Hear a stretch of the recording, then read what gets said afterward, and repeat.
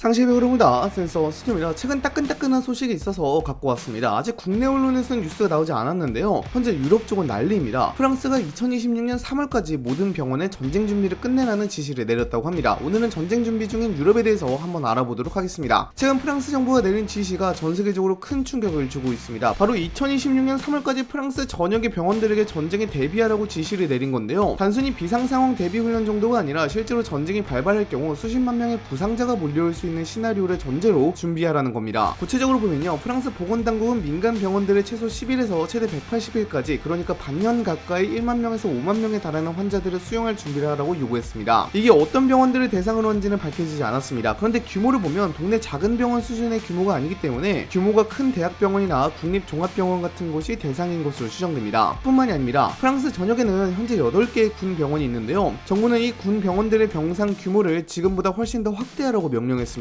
이유는 명확합니다. 바로 전투에서 다친 프랑스군 병사들이나 외국 동맹군들을 신속하게 치료할 수 있는 공간을 확보하기 위해서죠. 그리고 여기서 끝이 아니에요. 프랑스는 주요 교통중심지, 이를테면 기차역이나 공항 같은 곳들이나 교통의 중심도시 인근에 새로운 전시의료센터를 신설할 계획입니다. 이곳들은 단순히 프랑스 국민만을 위한 것이 아니라 동맹국 군인들까지 치료할 수 있도록 설계된다고 합니다. 즉 프랑스가 단순히 자국만 방어하는 게 아니라 나토 동맹 전체의 후방기지 역할을 맡겠다는 거죠. 더 충격적인 부분은 따로 있습니다. 보건부 장관이 직접 서명한 지침서 안에는 이런 문장이 포함되어 있습니다. 프랑스는 대규모 전쟁에서 후방기지 역할을 수행할 수 있다라는 말이죠. 이 말은 단순한 가정이 아니라 이미 국가 차원에서 유럽 대전쟁 가능성을 공식적으로 인식하고 있다는 뜻으로 해석됩니다. 근데 의료 인력이 충분하지 않잖아요. 그래서 나온 방안이 더 놀랍습니다. 프랑스 정부는 현역 군 의무병만으로는 부족하다고 판단하고 민간 의료 종사자들까지 추가 징집해야 한다는 가능성을 열어둔 겁니다. 의사, 간호사들까지 전부 전시 상황이 되면 징집되어 군에 투입될 수 있다는 얘기입니다. 여기에 더해 프랑스는 이미 전 국민을 대상으로 한 전쟁 대비 매뉴얼을 제작 중입니다. 이 매뉴얼은 가정마다 배포될 예정인데 전쟁이 발발했을 때 어떤 행동을 취해야 하고 어떤 물자를 준비하는지 세세히 담길 거라고 해요. 마치 2차 세계대전 당시 민방위 매뉴얼을 떠올리게 하죠. 그리고 이 모든 움직임은 마크롱 대통령의 국방 정책과도 맞물려 있습니다. 마크롱 대통령은 이미 2027년까지 프랑스 국방비를 2배로 늘리겠다는 계획을 발표했는데요. 지금 벌어지고 있는 병원 준비 지침과 국방비 증액은 결국 하나의 흐름으로 연결됩니다. 프랑스가 본격적으로 전시 체제를 준비하고 있다는 강력한 시그널인 겁니다. 정리 보면 지금 프랑스가 하는 건 단순히 혹시 모를 상황 대비가 아니라 실제로 전쟁이 발발했을 경우 프랑스가 전략적 후방 기지이자 동맹국의 군사적, 의료적 허브로 기능할 준비를 차근차근 진행하고 있다는 뜻입니다. 그리고 그 전쟁은 러시아와 나토 간의 충돌일 가능성이 가장 크죠. 물론 많은 분이 이런 말을 합니다. 우크라이나 하나도 제대로 못 이기는 러시아가 감히 유럽을 침공할 수 있겠냐고요. 저도 이 부분이 제일 의아한 부분이긴 합니다만 러시아가 유럽을 호심탐탐 노리고 있는 것은 여러 부분에서 관측할 수 있습니다. 현재 러시아는 서방과의 국경을 따라 군부대를 확충하고 있고요. 국방비 지출도 역대 최대 속도로 늘리고 있습니다. 좀 자세히 볼게요. 월스트리트 저널 보도에 따르면 러시아가 나토와의 충돌을 대비하여 핀란드와 노르웨이 국경을 따라 군 병력을 확충하고 있다고 합니다. 러시아는 핀란드 국경에서 동쪽으로 약 160km 정도 떨어진 지점에서 새로운 육군 사령부를 창설할 계획이라고 하고요. 이 사령부는 수만 명의 병력을 거느리는 대규모 집단이라고 합니다. 이 병력 상당수는 우크라이나 전쟁 휴전 이후 배치될 예정이라고 합니다. 그와 동시에 러시아는 각종 장비들을 비축하기 시작했는데요. 뉴스위크 보도에 따르면 러시아가 최근 생산된 장비를 우크라이나에 배치하는 것을 보류하고 비축하기 시작했다고 합니다. 부족한 장비는 북한산 장비들을 이용하고요. 대신 그 장비들을 발트해와 북유럽을 포함한 다른 지역으로 재배치하고 있다고 하는데요. 영국 왕립합동군사연구소에서는 이러한 움직임 자체가 러시아가 다른 생각을 하는 것 같다고 분석하기도 했습니다. 또 러시아의 국방비 지출이 역대 최대로 증가하고 있습니다. 현재 러시아는 국방비를 GDP 대비 7.1% 수준으로 지출하고 있습니다. 어마어마하게 지출하고 있는 겁니다. 당장 국제전략연구소가 발표한 보고서에 따르면 러시아의 국방비 지출이 유럽 전체의 국방비 지출보다 많다고 평가하기도 했죠. 실제로 러시아가 유럽을 침공할 것이라는 분석은 여러 기관이나 인물들이 계속해서 경고하기도 했습니다. 이게 한 기관이나 한 인물이 주야장천 이야기했으면 신뢰가 없지만 거의 동시다발적으로 관계가 없는 여러 기관이나 인물들이 러시아의 침공을 경고했죠. 당장 독일 연방정보국에서는 2025년 3월에 낸 보고서에서 푸틴 러시아 대통령이 나토와의 전쟁을 준비하고 있다고 경고하기도 했고요. 2030년까지 대규모 전쟁을 준비하려 한다고 분석하였습니다. 또 리투아니아 정부국에서도 나토에 대한 본격적인 전쟁은 지금 당장은 힘들겠지만 최소 1개 이상의 나토 회원국을 대상으로 제한적인 군사작전을 진행하여 나토를 테스트하려 할 수 있다고 보고서를 올리기도 했습니다. 이에 대해 나토가 얼마나 나토 헌장 제5조를 잘 발동할 수 있는지를 가늠하기 위해서 군사작전을 할 수 있다고 설명했는데요. 또 덴마크 국방정보국에서도 러시아가 향후 5년 안에 유럽에서 대규모 전쟁을 벌일 준비가 되어 있을 수 있다고 경고하기도 했습니다. 그도 그럴 것이 러시아의 도발은 가면 갈수록 늘어나고 있습니다. 최근에 하여간에 폴란드 영공에 의도적으로 드론을 투입하기도 했고요. 현지 시각으로 9월 1일에는 EU 집행위원장인 폰데어 라이엔 위원장이 탑승한 항공기에 러시아가 한 것으로 추정되는 GPS 교란 행위가 발생하기도 했습니다. 이에 따라서 종이 지도를 활용하여 착륙했을 정도로 심각한 상황이었다고 하는데요. 러시아가 점점 도발의 수위를 조금씩 끌어올리고 있습니다. 어쩌면 정말로 전쟁을 각오한 것일 수도 있습니다. 그렇다 보니 유럽 각국은 지금 정말 말 그대로 재무장 경쟁에 뛰어든 상황입니다. 예전에는 국방비를 줄이고 복지나 경제에 집중하던 나라들이 이제는 하루가 다르게 군사력 강화라는 방향으로 선회하고 있는 건데요. 가장 눈에 띄는 건 바로 EU 차원의 움직임입니다. EU는 러시아와의 전면전 가능성을 완전히 배제하지 않고 있습니다. 그래서 만약의 사태에 대비해 비축 전략이라는 걸 공식적으로 수립하기로 했습니다. 이건 단순히 군수물자만 비축하는 게 아니라 민간인 생활까지 포괄하는 종합 전략인데요. EU는 이미 회원국 국민에게 직접 경고 메시지를 보냈습니다. 가정마다 최소 72시간 동안 버틸 수 있는 생존 키트를 준비하라는 겁니다. 물, 식량, 손전등, 건전지, 휴대용 라디오 같은 것들이 기본적으로 포함되는데요. 쉽게 말해서 전기가 끊기고 가스가 끊기고 인터넷과 휴대전화까지 다 마비되더라도 최소한 3일은 스스로 버틸 수 있는 대비책을 세워두라는 거죠. 이건 사실상 전쟁이 우리 일상 깊숙이 들어올 수 있다는 걸 전제로 하는 지침입니다. 지금까지는 이런 권고가 주로 전쟁지역 혹은 자연재해 위험이 큰 나라들에서나 볼 수 있었는데 이제는 유럽 전체가 비슷한 매뉴얼을 공유하고 있다는 게 충격적인 부분이죠. 그리고 이런 흐름은 국방비 증액과도 직결됩니다. 독일은 GDP의 2% 이상을 국방비로 투입하기 시작했고 폴란드는 심지어 미국을 제외하면 나토 내에서 가장 큰 군사력을 갖추겠다고 선언했습니다. 탱크, 전투기, 장거리 미사일까지 대규모 구매 계획을 체결하고 있고요. 결국 이 모든 흐름은 하나의 메시지로 수렴합니다. 전쟁이 언제든 현실이 될 수 있다는 것이죠. EU가 국민에게 생존 키트를 준비하라고 권고한 건 단순한 과잉 반응이 아니라 실제로 만약의 사태가 닥쳤을 때 국가가 모든 걸 책임질 수 없다는 걸 솔직히 인정한 것이기도 합니다. 다시 말해 유럽은 지금 단순히 무기만 늘리는 게 아니라 국가 차원에서 국민